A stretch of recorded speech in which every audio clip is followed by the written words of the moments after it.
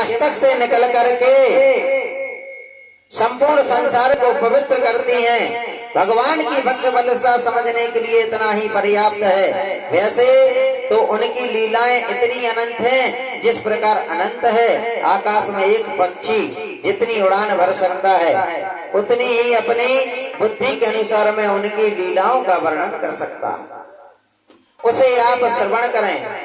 एक समय महाराज बारीचंद आखेट के निमित्त वन में गए। वहां पर महात्मा शमीक समाधि लगाए हुए नेत्र बंद किए शांत भाव से एक आसन पर बैठे हुए ब्रह्मलीन थे। महाराज परीक्षित से व्याकुल थे, प्यास से व्याकुल थे, कंठ सूख गया था।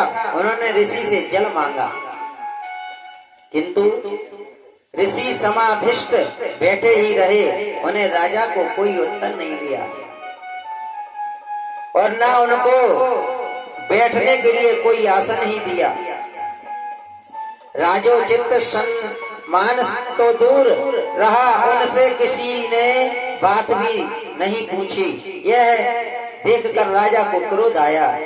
इस प्रकार के अपमान तथा क्रोध का यह पहला ही अवसर था। उन्होंने यह सोचकर कि इस ऋषि ने झूठ मूठ नेत्र बंद करके मुझे देखकर समाधि लगा ली है, इसने यह सब ढोंग किया है और जानबूझकर मेरा अपमान किया है, क्योंकि कलयुग राजा के स्वर्ण मुकुट में विराजमान था।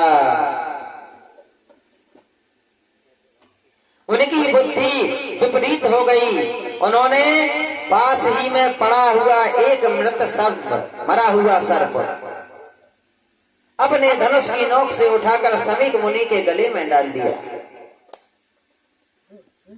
और अपने नगर को चले आए।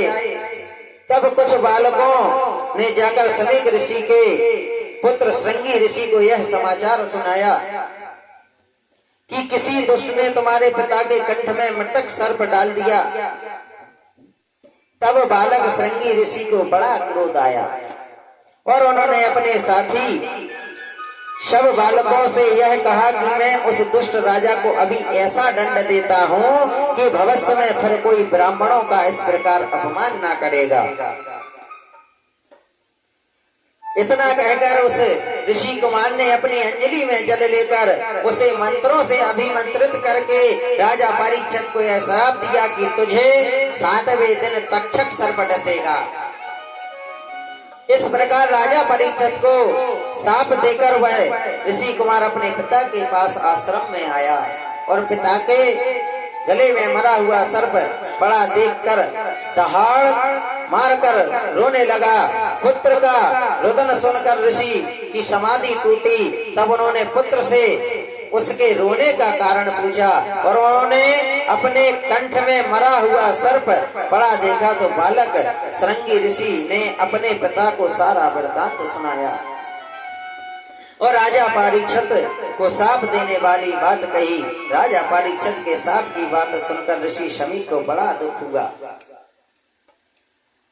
और उन्होंने कहा, अरे मूर्ख बालक, तूने घोर पाप कर डाला।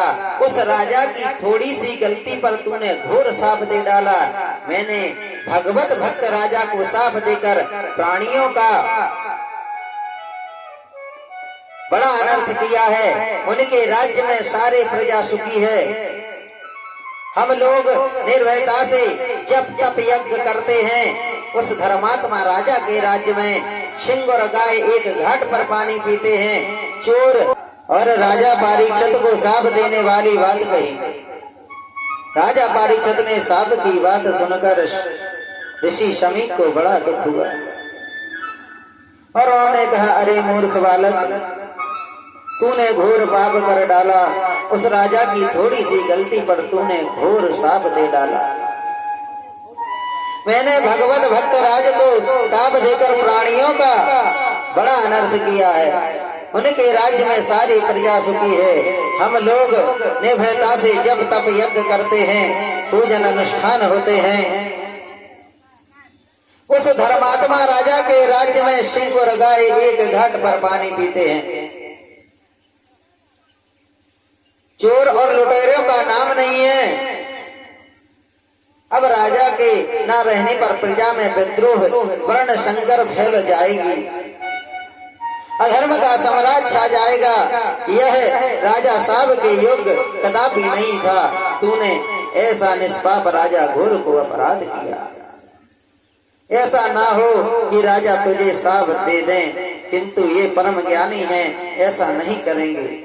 ऋषि शमीक अपने पुत्र के अपराध से इस प्रकार पछताने लगे।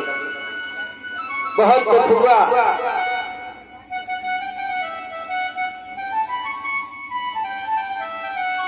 तक्षक द्वारा मृत्यु सुने तीनों अनशन राय, कीन कृपा सुखदेव जी, दियो कथा मृत प्यार।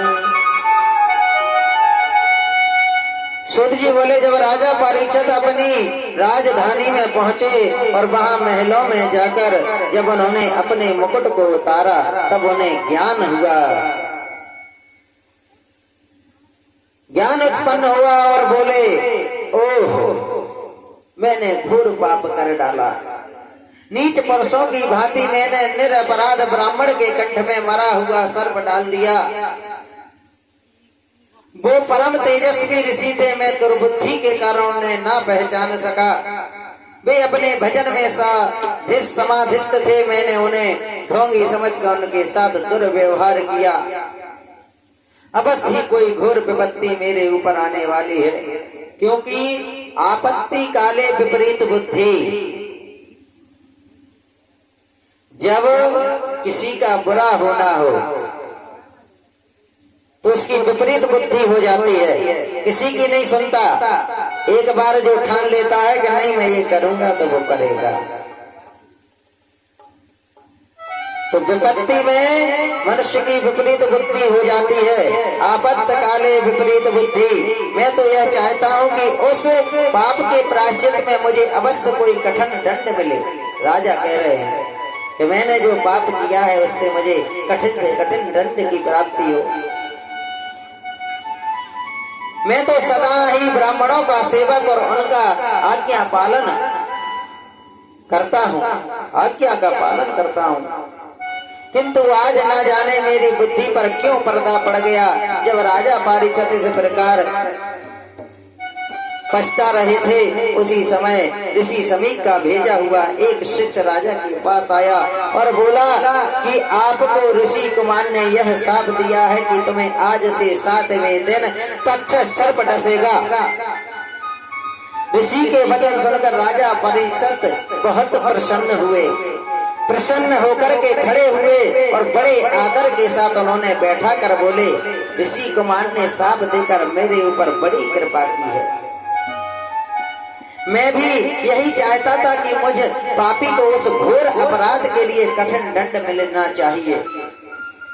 इस प्रकार शमीक ऋषि के शिष्य ने अपने अपराध की क्षमा याचना करके उसे विदा किया। तत्पश्चात राजा परीक्षित ने अपने शिष्य का कर्तव्य निश्चय करके अपने समर्थ पुत्र जन्मेजय को राज तलक कर दिया। अपने संपूर्ण राजश्री वस्त्राभूषण को त्याग कर केवल चीर धारण करके आमरण अनशन व्रत लेने हेतु गंगा तट पर बैठ गए। उन्होंने अपने संपूर्ण नगर निवासियों तथा रनिवास की स्त्रियों और कुटुंबियों को तथा राजा जन्मेजय को अपना अपना कर्तव्य भली प्रकार समझाकर विदा कर दिया। तत्पश्चात अपनी समस्त आसक्तियों को त्याग कर अनन्य भाव से भगवान श्री कृष्णचंद्र के चरणों में ध्यान लगा दिया।